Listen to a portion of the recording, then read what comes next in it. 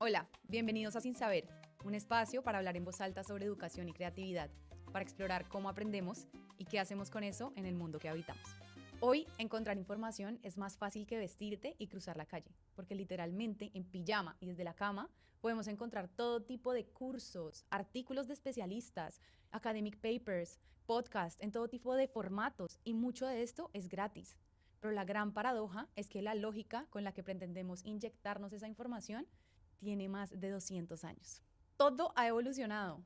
La tecnología, la ciencia, la forma en la que nos comunicamos, incluso la forma en la que trabajamos. Todo excepto la educación. Imagínense estar scrolleando en Instagram en el mundo de hoy, pero en un sistema de transporte de hace 200 años. Por ejemplo, en un barco pesado de madera que se demora 2 meses en llegar y atravesar los océanos. Es exactamente eso lo que está pasando con la educación. Estamos en el mundo de hoy, pero ella sigue siendo el barco pesado. Entonces, ahora que por fin tenemos todo el conocimiento del mundo en un dedo, no somos capaces de comerlo, de consumirlo.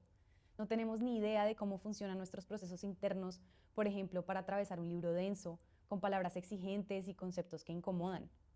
Entonces pasa lo inevitable. Lo dejamos a un lado, a la tercera página, con un poco de vergüenza y sintiéndonos incapaces. ¿Y no te parece curioso que a cualquiera le puede pasar esto? A ti que me estás escuchando de cualquier parte del mundo y a mí, porque pasamos por el mismo sistema educativo. Un sistema que, qué pereza hablar de política, pero se remonta a Napoleón y otras monarquías que estaban creándolo para formar funcionarios predecibles, piezas obedientes, casi militar. Y mucho antes de esto estaba el sistema espartano, por ejemplo, que separaba a los niños de sus familias y con castigos inhumanos, sin comida, los adiestraban como si fueran perros. Los espartanos entendieron mucho antes que cualquiera que si controlas cómo aprende alguien, controlas cómo actúa. Y es verdad que hoy en día no se ven esas brutalidades, pero el sistema educativo actual tampoco es que parezca un jardín de ideas donde florecen conocimientos. Se parece un poco más a un cultivo de vacas, donde con metodologías sutiles como la cátedra, las calificaciones, el uniforme, nos enseñan y nos entrenan a obedecer, a producir leche y a no hacer demasiadas preguntas. Este sistema ha quedado ahí intacto durante 200 años. ¿No te parece estratégico? Como algo sagrado, como algo intocable, incómodo de mirar, pero nadie se atreve a cuestionar demasiado. Y es que sabemos poquísimo sobre cómo aprender profundamente. Lo podemos comparar con una planta. Una semilla no crece porque alguien le grite, crece porque hay agua, luz y paciencia.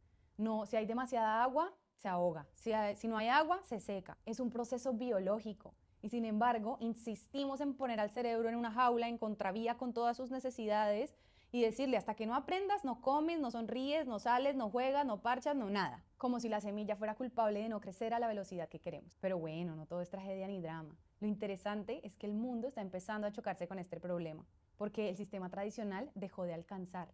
Y cuando algo deja de alcanzar, se abren grietas. Y en las grietas crece algo nuevo. Según la UNESCO, ha habido una caída sostenida de matrículas en modelos tradicionales en varios países y al mismo tiempo ha aumentado la escolarización de metodologías alternativas. Solo entre el 2015 y el 2023, el homeschooling y el unschooling ha tenido un aumento del 30 al 60% en países como Estados Unidos, Canadá y partes de Europa. Al mismo tiempo, se duplicaron los proyectos de educación alternativa en Latinoamérica. Estos proyectos no son perfectos, pero tienen algo radicalmente distinto, y es que acompañan los procesos personales y ponen al niño y al humano en el centro. Entienden el aprendizaje no como una preparación para después, sino como para habitar el mundo ahora. Uno de mis ejemplos favoritos es un colegio en Brasil que trabajaba con metodologías por proyectos reales.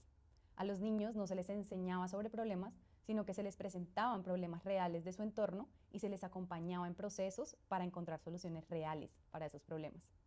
Uno de los proyectos logró llevar agua potable a unas favelas que no tenían acceso a ellas. Y aún así, la educación alternativa sigue teniendo muchos estigmas. El otro día me escuchaba el podcast de un creativo mexicano que hablaba cómo él no quería poner a su hija en un colegio alternativo porque él sentía que él y su esposa eran demasiado caóticos, demasiado alternativos, demasiado desordenados y que agregarle el componente de educación alternativa a su hija la iba a dejar con muy poca estructura. Pero yo me quedé pensando, sin estructura no se lleva agua potable a una favela. Esto no es caos ni desorden, es pensamiento complejo en acción. Y el problema es que seguramente estos cambios no van a llegar a todo el mundo pasado mañana. Todavía hay una gran generación que le va a tocar el sistema educativo anterior. Entonces nos encontramos en una frontera extraña. Hay un sistema nuevo emergiendo y hay toda una generación que se está quedando atrapada en el sistema antiguo, un sistema que no sostiene el mundo cambiante de hoy. Biológicamente, cualquier especie que no sea capaz de aprender a la misma velocidad que su entorno simplemente no sobrevive. Y no me atrevo a decir que los humanos, especialmente la generación de la frontera, estemos a la altura de sostener un entorno que parece estar cambiando a una velocidad que nunca habíamos visto en la historia. No porque no tengamos la capacidad, sino por la relación rota que tenemos con aprender. En un mundo donde la inteligencia artificial ya está robándose puestos de trabajo que hasta hace 2 o 3 años creíamos imposibles, donde la línea entre lo artificial y lo humano es cada vez más borrosa, aprender o saber aprender no es un lujo, es una necesidad. Es probablemente la habilidad humana más importante para innovar, para crear, para empatizar, para conectar con los demás, para crear relaciones, para comunicarnos, para diferenciarnos como humanos. Entonces, ¿qué hacemos los que quedamos en esta frontera, en la mitad del cambio? La idea no es volvernos expertos en pedagogía ni aislarlos a una burbuja utópica perfecta. La propuesta de Lulada, más bien una invitación a conectarnos otra vez con la confianza de aprender, porque es algo biológico, intrínseco, que no debería estar untado de sensaciones como la vergüenza, la culpa. Porque si algo nos dejó claro este análisis es que no podemos seguir delegando nuestra capacidad de aprender a un sistema, a una institución, a una plataforma, a un gurú. Aprender se volvió una responsabilidad personal y colectiva. Así que para cerrar te quiero dejar con una pregunta. ¿Qué parte de aprender te pertenece y qué parte no?